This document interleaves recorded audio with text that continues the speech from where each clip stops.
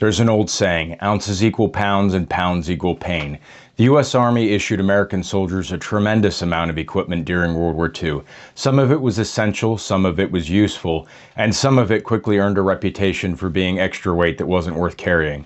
Now, before we begin, this isn't a list of items that every single soldier threw away during World War II. World War II was fought across multiple continents under very different conditions, and soldiers made totally different decisions depending on where they were and what they were doing, as well as leadership having a say in what they could discard and not. But these are 5 different pieces of equipment that were commonly discarded, abandoned, left behind, or removed from service by American soldiers during the war. And in almost every case, the reason came down to the same thing. Ounces equal pounds and pounds equal pain. So let's start with probably the most famous example. Number 5 is the gas mask. When American troops landed in Normandy, nearly every soldier carried one. The fear of German chemical warfare was taken seriously enough that many soldiers also wore gas brassards. It was a small chemically treated armband designed to help detect certain chemical agents. Interestingly, those brassards only appear in photographs taken during the invasion and immediately afterward. Within days, many of those had deteriorated due to exposure, weather, sweat, or just overall rough use. One example is PFC Morris Lee Thomas of H Company 506 Parachute Infantry Regiment, the 101st Airborne. In the photograph here, taken only a few hours after the invasion, his gas brassard already appears to be deteriorating. Thomas then would later be killed in action on October 6, 1944. As the campaign continued and the threat of chemical attacks appeared increasingly unlikely, many soldiers began discarding their gas masks. The bags, however, were a different story. Soldiers quickly discovered that the gas mask bags themselves were incredibly useful. They would carry ammunition, rations, maps, personal items, grenades, and just about anything else a soldier wanted close at hand. Just like in this photo, everyone here seems to be carrying a gas mask bag instead of their haversack. As a result, the masks often disappeared while the bags remained in service for the rest of the war. The bag survived and the mask didn't. And honestly, if you were landing in Normandy in June of 1944, would you really have wanted to keep carrying a gas mask when you could have been using the bag for something a lot more useful? Let me know. Number 4 is leggings. The Model 1938 Leggings. Unlike some of the items on this list, leggings weren't universally discarded. In fact, I have many original wartime photographs showing soldiers actively engaged in combat while still wearing them, but I also have photographs showing soldiers without them, and some with some of them on and off at the same time. So that tells us something important. While leggings remain standard issue, many soldiers clearly chose not to wear them whenever circumstances allowed, especially in hot, humid environments like in North Africa or in Italy.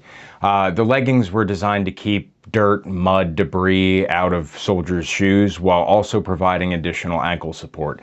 The downside was that they took time to put on and time to take off, and they were not particularly comfortable or loved by many of the men who had to wear them. By late 1944 into 1945, double-buckle boots increasingly replaced the need for leggings altogether. It's also worth mentioning that while double-buckle combat boots existed by mid-war, they were not used during the Normandy invasion. At the time, the rough-out service shoes with leggings, that combination, remained the standard footwear for the average American rifleman. Number 3, the mess kit.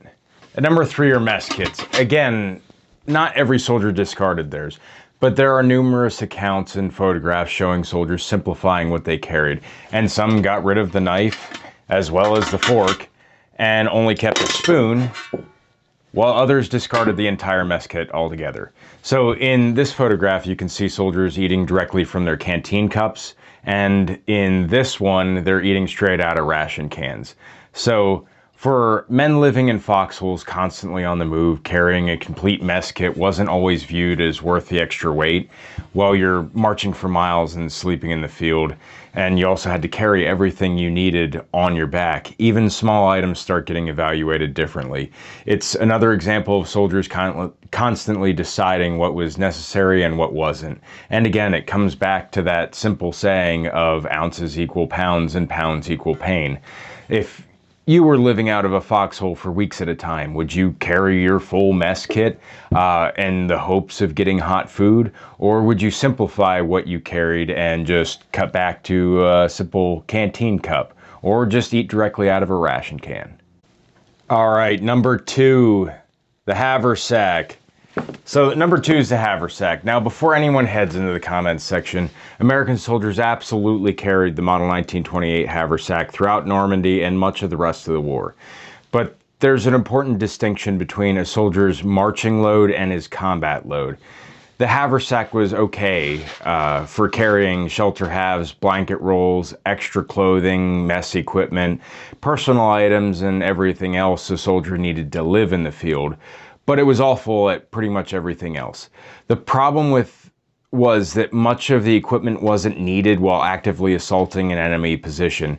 As a result, soldiers frequently left their haversacks behind at supply points, company assembly areas, rally points, and other temporary locations before going into action. And we can actually see this in wartime photographs. In several combat photographs, infantrymen are carrying their rifles, ammunition, canteens, and essential equipment, but the haversacks are nowhere to be seen. That's because they had either thrown them away permanently, and in some cases that absolutely did happen, or they left them in a rally point or an assembly area of some kind. And they didn't want to carry it because carrying a large pack while moving through hedgerows, forests, trenches, rubble-filled streets, it simply added unnecessary weight and clutter. And the Army issued soldiers equipment for living in the field, but combat taught soldiers what they really actually wanted to carry into battle. And here's a question for you.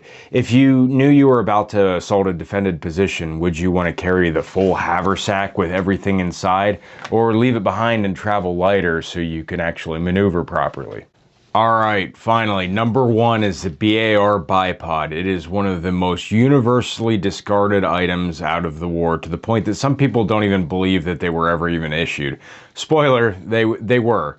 Unfortunately, I don't have one to show here today, but hopefully this picture will suffice. So, on paper, this seemed like a great idea. The Browning automatic rifle was designed to provide automatic fire for the squad, and a bipod would theoretically make it more stable, accurate, but unfortunately many BAR gunners disagreed.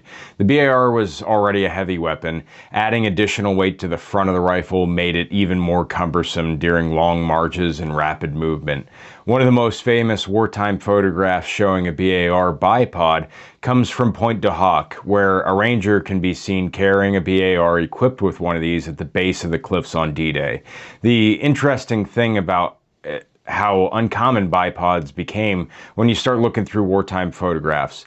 Well, they certainly existed, and they certainly were issued.